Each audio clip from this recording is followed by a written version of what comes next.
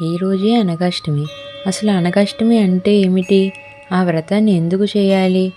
ఆ వ్రతాన్ని ఆచరించడానికి కావాల్సిన సామాగ్రి, పూజా పద్ధతులు ఎలా చేయాలో విధి విధానాల గురించి తెలుసుకుందాము. దత్తాత్రేయుడు అనేక రూపాలు ధరించిన గురు దత్తాత్రేయునికి ఒక గృహస్థ రూపం కూడా ఉంది. అటువంటి గృహస్థ రూపదత్తునికే అనగా స్వామి అని పేరు. ఆ స్వామి అర్ధాంగికి అనగాదేవి అని పేరు. ఆమె సాక్షాత్తు లక్ష్మీదేవి అవతారము. అనగాదేవి యోగేశ్వరి, జగన్మాత, యోగంలో ప్రీతి కలది. గృహం, పత్ని, పుత్రులను అనుగ్రహిస్తుంది. వంశవృద్ధిని కలిగిస్తుంది. సమస్త కోరికలను సిద్ధింపచేస్తుంది.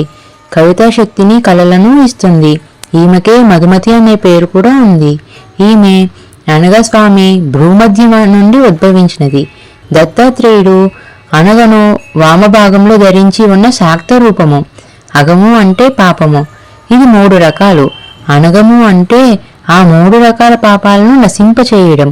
అనగాష్టమి వ్రతానికి ముఖ్యమైన రోజు మార్గశీర్ష మాస కృష్ణపక్ష అష్టమి. ఈ రోజున ప్రతి సంవత్సరం ఈ వ్రతం చేయడం చాలా మంచిది. అనగాష్టమి వ్రతం ఎలా చేయాలంటే, పూజ సాధారణంగా ఉదయం నిర్వహిస్తారు. పూజ చేసే వ్యక్తులు ఆ రోజు అంతా పూర్తిగా ఉపవాసం పాటించాలి. పూజా ప్రదేశాన్ని రంగోలితో అలంకరించాలి. గణేశుడు, లక్ష్మీదేవి మరియు దత్తాత్రేయ చిత్రాలు ఉంచుకోవాలి.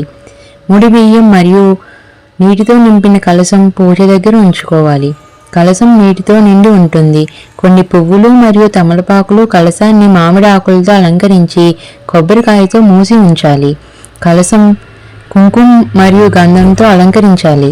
తమలపాకులు, బియ్యం, నాణేలు, పండ్లు మరియు కొబ్బరికాయలు దేవతా చిత్రాల దగ్గర ఉంచుకోవాలి. దత్తాత్రేయుడి ఫోటో దగ్గర ఎర్రటి దార్పు కట్ట ఉంచాలి. పూజ చేస్తూ దీపం, ధూపం, అగరబత్తి వెలిగించాలి. అప్పుడు జపించవలసిన మంత్రం శ్రీ అనగాలక్ష్మి సాహిత్ శ్రీ అనగ దత్తాయ నమః అని జపించాలి.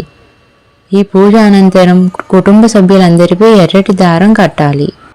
ఈ విధంగా అనగాదేవి వ్రతం చేసుకొని మీరు, మీ కుటుంబ సభ్యులు అందరూ సుఖ సంతోషాలతో ఉంటారని భావిస్తున్నాను. ఇలాంటి మరెన్నో విషయాలు తెలుసుకోవడానికి మా ఛానల్ని సబ్స్క్రైబ్ చేసుకోండి.